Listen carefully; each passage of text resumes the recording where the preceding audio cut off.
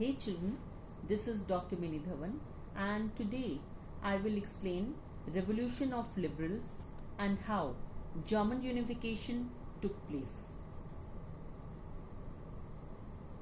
Till now we have read about the revolution done by peasants, weavers and the poets or even artists also.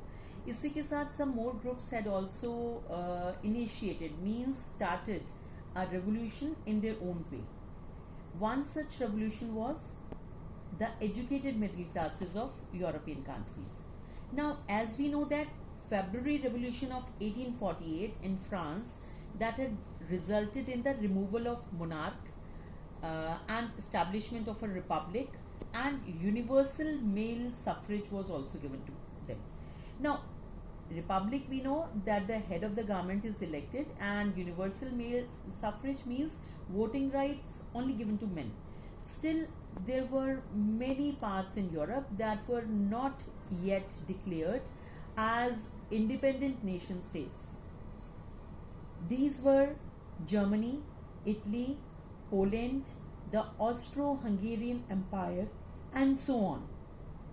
Liberal middle classes had both men and women started demanding a constitution with national unification.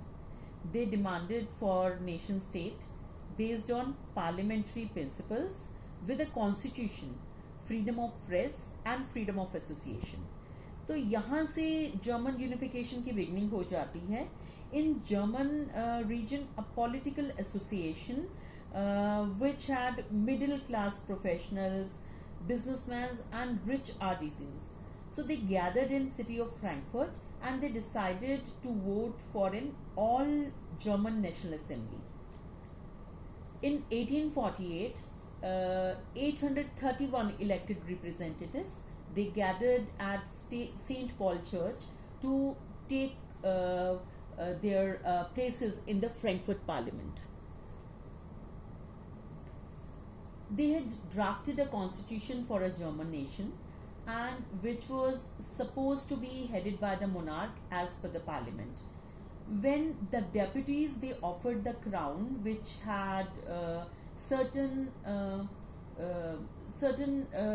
terms attached to it, Frederick Wilhelm IV, King of Prussia, he rejected it.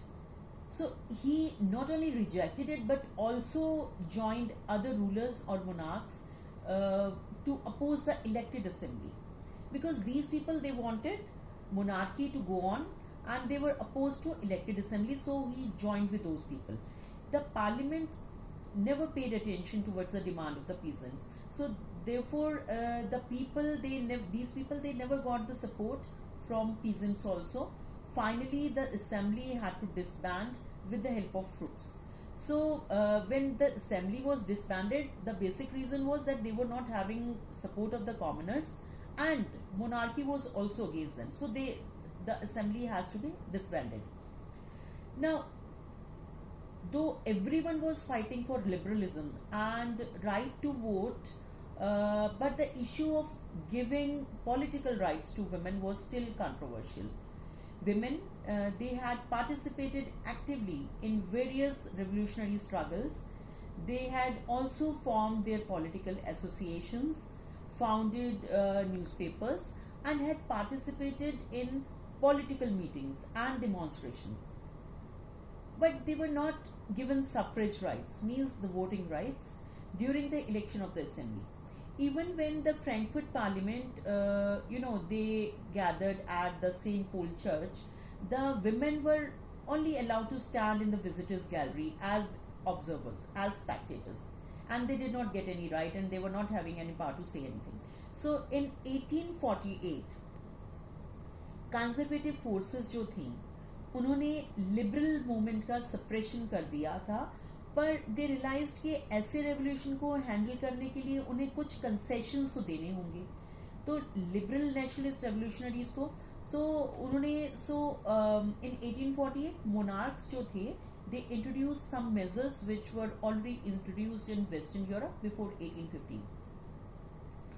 And these were one of them were abolition of serfdom and bonded labor in the areas of Habsburg Empire, and in Russia. The Habsburg ruler also granted the right of self-government to Hungarians in 1867. While all these political changes were taking place in Europe, some more events took place which laid the foundation stone of making of Germany and Italy. So, the nationalism that has rose before 1848, it was soon removed away from its association with democracy and revolution. The conservatives, they started using nationalist sentiments for their own purpose of promoting state power and to attain more political dominance over Europe. As we have already read that there was a widespread nationalist feeling among the middle class Germans during 1848. They also tried to build Germany as a nation state that was to be governed by the elected parliament, although these attempts were suppressed by combined forces of monarchy and military. They were, supported by landowners of Prussia known as Junkers. They had a very big land area, so they were known Junkers. From there on, Prussia jo tha, it emerged as a powerful leader, and that unified Germany. Otto von Bismarck, who is considered to be the architect of this process of unified Germany with the help of military. So now the question arises, can the army be the architect of a nation? Can a nation be formed with the help of an army? So now to understand this, we should discuss about Otto von Bismarck. Otto von Bismarck, he was a chief minister of Prussia, and his ultimate goal was to unite German states into a strong German empire with Prussia as its core, as its center. He never wanted Prussia to be a part of Germany. He did not wanted Prussia to merge in Germany. Rather, he wanted कि Prussia जो है वो ही Germany में convert हो जाए और दूसरे लोग जो हैं उनको ज्वाइन करें. So he never favored liberalism and democracy. He rather used military force to unify Germany. Bismarck, who was considered the architect of this process, took the help of Prussian army and bureaucracy. We can say he followed the policy of blood and iron. 3 wars were fought in the time span of 7 years with Austria, Denmark and France. They were known as 7-year wars. The result of these wars was the victory of Prussia and unification of Germany. On 18th January 1871, William I, the Prussian king, was proclaimed or declared as the German emperor in the ceremony held at Versailles. So now in Versailles, on a cold morning, an assembly of princes of German states, representatives of army, important Prussian ministers, including the chief minister Otto von Bismarck, they gathered there in the Hall of Mirrors in the Palace of Versailles and proclaimed Kaiser William I to be the German emperor. So in the end, nation building process of Germany displayed the dominance of Prussian state power. The new state laid emphasis on certain things.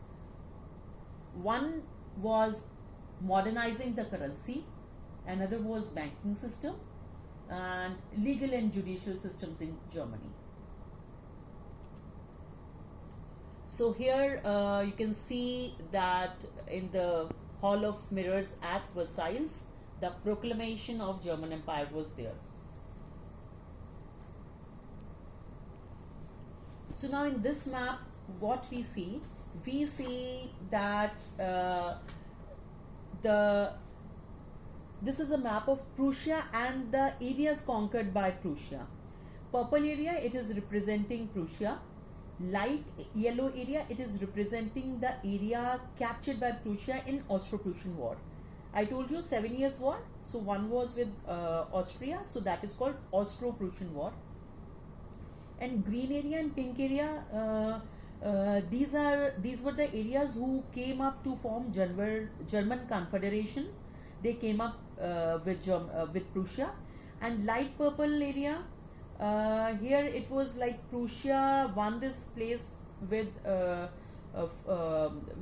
fight with France. It was in Franco-Prussian War when they got this area. So now we know that unification of Germany took place because of the military expedition led by powerful Prussian region.